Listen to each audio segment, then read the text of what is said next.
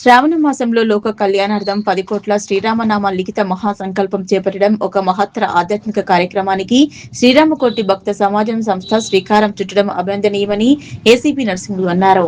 గురువారం నాడు భద్రాచలం నుంచి వచ్చిన నూతన రామకోటి పుస్తకాలను ఆవిష్కరించిన అనంతరం మాట్లాడారు. శ్రావణ మాసంలో 10 కోట్ల శ్రీరామనామాన్ని లిఖించి భద్రాచలం రామయ్యకు సమర్పించాలనే గొప్ప సంకల్పాన్ని ఆయన ప్రశంసించారు.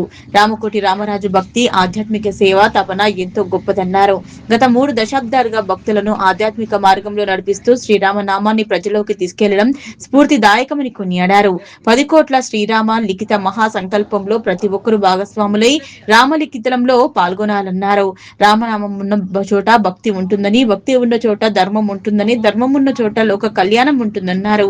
ఈ కార్యక్రమంలో సామాజిక సమరత రాష్ట్ర అధ్యక్షులు ఆకుల నరేష్ బాబు, పద్మశాలి సంఘం మాజీ అధ్యక్షులు గాడిపల్లి శ్రీనివాస్, రిమ్మనిగూడ సర్పంచ్ కర్ణాకర్, వెంకట నరసింహారావు, పాచికంటి శ్రీనివాస్, గుండు మల్లేశం పాల్గొన్నారు. ఈరోజు గజ్వేల్ పట్టణంలో మన భక్తిరత్న రామకోటి రామరాజు గారి ఆధ్వర్యంలో కోటి రామనామ లిఖిత బుక్స్ను రిలీజ్ చేయడం జరిగింది. ఈ శ్రావణ మాస సందర్భంగా అందరితో కూడా రామనామం రాపించాలనే ఉద్దేశంతో భద్రాచలం నుంచి ఈ బుక్స్ అన్ని తీసుకొని వచ్చి అందరికి పంపిణీ చేసి రామనామం రాపించడం జరుగుతుంది. నిరంతరం రామరాజు గారు భద్రాచలం యొక్క గోటి తలంబ్రాల కార్యక్రమంలో పాల్గొంటూ తలంబ్రాలన్నీ సేకరించి గోటితో ఒలిచించి మన టెంపుల్కు కూడా ఇవ్వడం జరుగుతుంది. ఈయన భక్తి కార్యక్రమం నిరంతరంగా చేస్తున్నాడు.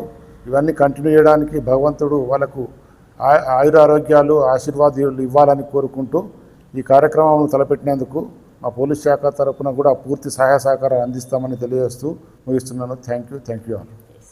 జై శ్రీరామ్.